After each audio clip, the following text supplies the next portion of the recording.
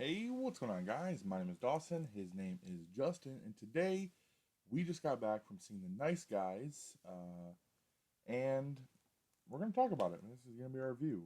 So, first off, Nice Guys is directed by Shane Black and starring Ryan Gosling and Russell Crowe.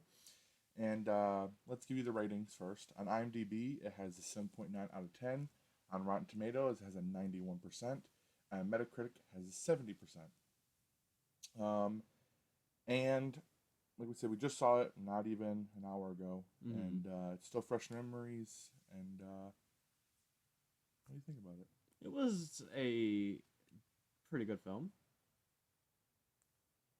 What do you think about it? That was it. It was a pretty good film. I mean, I went in there with not knowing anything about it and having like no expectations of it. So coming out, I enjoyed it. I think I enjoyed it much more than he did, Mm. because when the trailer was dropped, I watched it the day the trailer was dropped because I am subscribed to a bunch of trailer things on YouTube, and I immediately knew I was going to see that movie. Uh, And me, I hadn't seen the trailer until we saw it in theater with yeah, for whatever movie it was. gotcha. Um, so I had no idea that it even existed until then. And when I saw it, I was like, sure. I thought it was great. It is the most. I can't. It's an original movie. Like it's finally an original film. True. Like there's no. It's funny. It's so funny. It's one of the one of the best comedies this year, and probably last year and the year before that. Just it was great. It had such great humor, such um the characters felt real. They're fully developed with families, backstories, and these characters. When you look at them, when you watch them on screen, you can totally tell what their backstory is, or what they're going through. Mm-hmm. It was fully developed. One of the best parts in the whole movie is Ryan Gosling's little girl, his daughter, his 13-year-old daughter, who was played by Angori Rice. She was 13 years old in the movie, and I don't know how old she is in real life. Let's check it out. Let's see if they say how old she is. She was born in 2001, so she's 15 years old in real life. But she was fantastic. Yeah. Finally, a child actress who didn't annoy people in the movie theater. And from other reviewers and stuff, all I've heard is she did fantastic, and she was one of the best parts in the movie. Seeing her, she had this whole complex of not killing, not hurting, but still taking down the bad guys, Mm-hmm. and that was great. She's still a young girl, so I mean, she probably doesn't want to see her dad or her dad's friend beating people's faces in. Um, One thing I will say, and since I have seen the trailers, is don't watch the trailers if you're planning on watching this movie, because just like every freaking movie nowadays, they spoil most of the good jokes, most of the good scenes in the trailer. So if you're planning on seeing this movie, don't watch the trailers at all, because a lot of the really funny parts that probably would have gotten bigger laughs were in the trailer, Yeah. which sucks. But I still enjoy the trailer. I still enjoyed the scenes because we could see where it leads up. So it was still great. The scenes are still great. Yeah. Um, like one of the scenes I was expecting a bigger laugh for, but there wasn't. Was spoiler alert, of course. When they're disposing of the body and they throw it over the fence and it crashes through that family's table. Well, it's because everybody's seen it. It's because everybody's seen it. But I was like, that would have been such a great thing to see. We had to see where they got the body. Mm-hmm. Did you fall down that hill? Did you fall down the hill? Yeah, it's slippery. I was just in the pool. I was talking to the mermaids. They're suspects. Um, but yeah, this movie, let's give you a little bit of synopsis of the movie. This movie is about two PIs. One of them is a real PI. The other one is not. He basically beats people up for money. Um, and which guy beats people up for money is Russell Crowe's character John Healy, and Jackson Healy, sorry, and then Ryan Gosling's character is Holland March, and he's the PI, and Ryan Gosling's character has a daughter, and he's an alcoholic.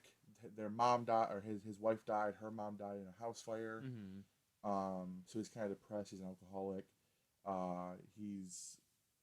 He's a good PI, but he's also a terrible PI.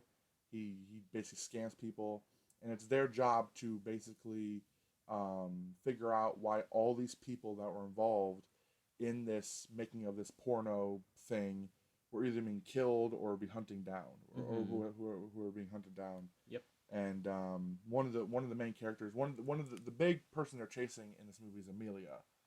She's a person who was the girlfriend of the director of the movie, and he also died in a house fire. But they're hunting her down. Her death was very weird. Yeah. I saw it coming because he was trying to hunt her down, and of course, she comes right to the car. She's gonna get shot, but it really came like right to an end real quick. Yeah, like a lot of movies, I'm trying to find Amelia, and just for her to die like that. But hey, that happens a lot in real life. It's not this giant climactic thing where you get to find out the full story, which they eventually found out the full story of what was happening. Talking a lot about Detroit, which we live in Michigan, right by Detroit. So it's kind of funny hearing them talk about that. The time period that was in, 1977. Yeah. That was everything in that movie. It was so immersive. There's many times where I felt like I was in the film until I heard Justin laugh or somebody in the front laugh, and I was like, I'm in a movie. They definitely had a great attention to detail. Oh yeah, like all the movie posters, all the cars they use, the news, what's happening in the news. The dress, the costume department was great. Acting was phenomenal. Ryan Gosling and Russell Crowe have great. That's another one of my things falling down. Has great chemistry together, and it was just overall it was a great film. I even told Justin I know he loved him some Keanu, but I think this one's better. I think Nice Guys is better. Agree to disagree. I think the only part that really made Keanu funny was it was a gangster cat. that was the funny part. Even though Key and Peele were funny, but this one was original. They had great chemistry. Everything in the movie did a fantastic job. The storyline was believable. The time period was believable.